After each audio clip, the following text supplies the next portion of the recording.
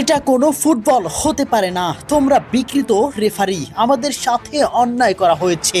হাত ইশারায় আর্জেন্টিনা ও মিশরের ম্যাচে এভাবেই বললেন মিশরের কোচ। এছাড়াও ম্যাচ শেষে সরাসরি রেফারির দোষ দিলেন তিনি। ম্যাচের সময়ও বারবার রেফারির সিদ্ধান্তকে দুই হাত দিয়ে অন্যায়ের প্রতিবাদ করেন তিনি। কোনোভাবেই যেন মেনে নিতে পারছেন না, সব সিদ্ধান্তই যেন মিশরের বিপক্ষে দিচ্ছেন রেফারি। কি হয়েছিল পুরো ম্যাচে? সত্যি কি রেফারি বিতর্কিত সিদ্ধান্ত দিয়েছে?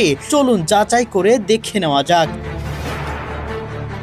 বিশ্বকাপে রাউন্ড অফ 16-এ আজ মিশরের বিপক্ষে মাঠে নেমেছিল বর্তমান বিশ্ব চ্যাম্পিয়ন আর্জেন্টিনা। প্রথমে অ্যাটাকের পর অ্যাটাক করেও গোল আদায় করে নিতে পারেনি মেসিরা, বরং উল্টো গোল হজম করে আর্জেন্টিনা। এর মাঝে একটি পেনাল্টিও মিস করে বিপদে ফেলে দেয় মেসি। প্রথমার্ধে শেষ হয় 1-0 গোলে পিছিয়ে থেকে। ততক্ষণে একটা বিতর্ক পেনাল্টিতে, এমন ফাউলে পেনাল্টি ঘোষণা করেন রেফারি, যা সহজে মেনে নেয়নি মিশরের ফুটবলাররা। তবে সেখানে গোল মিস করায় সেটা ধামাচাপা পড়ে যায়। এরপর প্রথমার্ধ শেষে আবারও শুরু হয় খেলা, আবারও লিড নেয় মিশর, আবারও আর্জেন্টিনার জালে গোল জড়ায় তারা। তবে সেটা গোল বলে ঘোষণা করেন রেফারি। 1 মিনিট আগে করা ফাউলে গোল বাতিল করে রেফারি, যেখানে রয়েছে বড় বিতর্ক। এত সাধারণ ফাউলে এত বড় সিদ্ধান্ত কিভাবে নেয় ভিএআর? কিভাবে এই গোল বাতিল করলো তারা? বল লুজ করে যাওয়ার পরও এই বল কিভাবে ফাউল হয়? যাই হোক, ততক্ষণেও শান্ত নন রেফারি, খেলা চলতে থাকে। তবে আবারও গোল মিশরের। 2-0-তে এগিয়ে গেল মোহাম্মদ সালাহরা। তখন প্রায় সবাই ধরেই নিয়েছিল আর্জেন্টিনার বিদায় ঘন্টা বুঝি বেজেই গেল।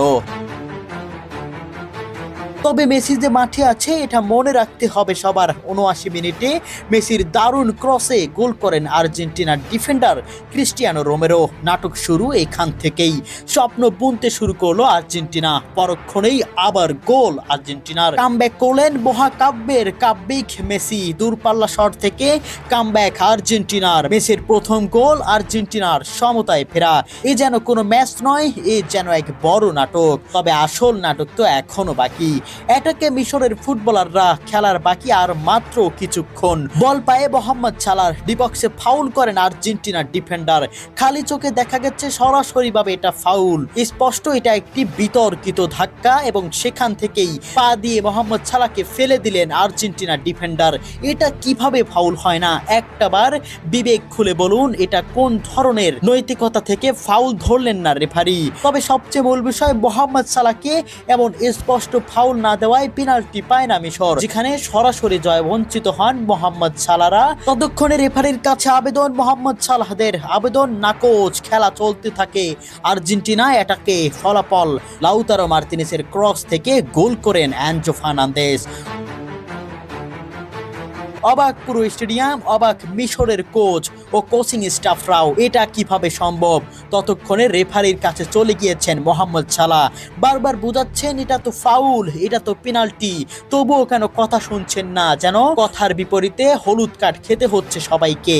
একের পর এক হলুদ কার্ড, সেই হলুদ কার্ড পরিণত হলো লাল কার্ডে। এরকম বিতর্কিত সিদ্ধান্ত দেখেই দুই হাত দিয়ে ক্রস করে বুঝিয়ে দিলেন, তোমরা বিকৃত, তোমরা আমাদের সাথে অন্যায় করলে। নিজের স্টাফরা ততক্ষণে নিষেধ করছিলেন মিশরের কোচকে, তবে তাকে যেন থামানোই যাচ্ছে না। বারবার হাত দিয়ে প্রতিবাদ করে ইশারা করছেন তিনি।